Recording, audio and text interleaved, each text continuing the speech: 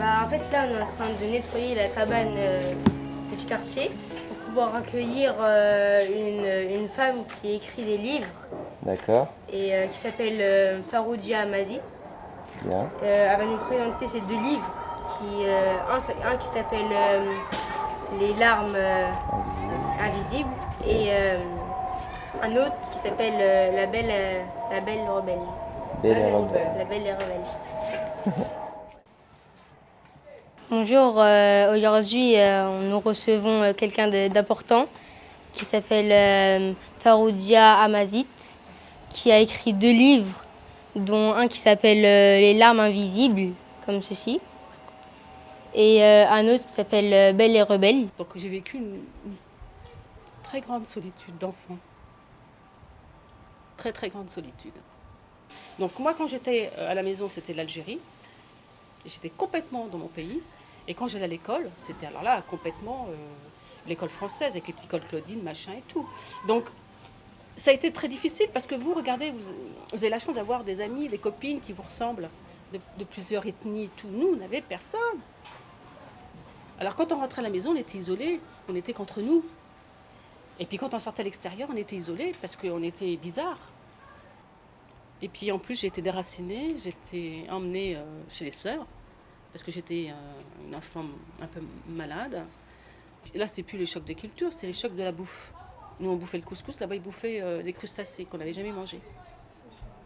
Des moules, des machins et tout. Ça a été un vrai choc pour moi. Et je me suis retrouvée quand même, en plus, pas du tout ma religion.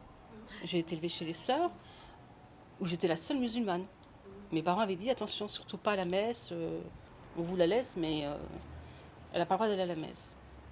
Et tous les dimanches matins, on allait à la messe. Et moi, ils me laissaient sur le perron. Interdiction totale de rentrer.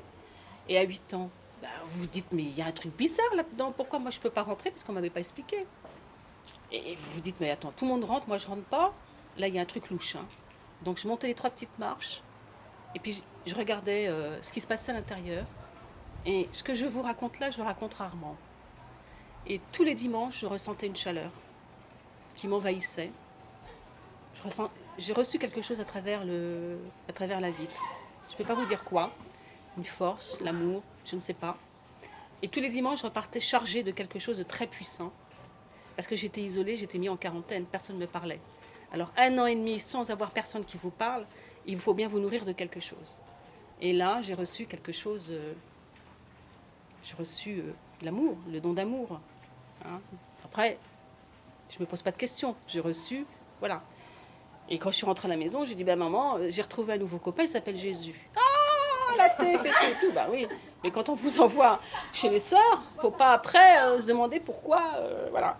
Et puis depuis ce jour-là, j'ai pu sortir le nom de Jésus. Hein. Donc là, m'a bien remis ce qu'il fallait, la piqûre de rappel. Et voilà, mais ça ne m'a jamais quitté. Ce que j'ai ressenti à 8 ans, cet amour, c'est ce que je ressens dans l'islam aujourd'hui. Avec vous, avec les gens avec qui je partage. C'est exactement la même émotion, le même sentiment, le même amour. Donc voilà, en fait, tout est fait d'amour. Après, il faut être réceptif, il faut le vivre, il faut le vivre dans vos regards, dans vos sourires, dans ce que vous êtes. Voilà. Animez-vous. Soyez des êtres vivants et non des êtres de l'ombre.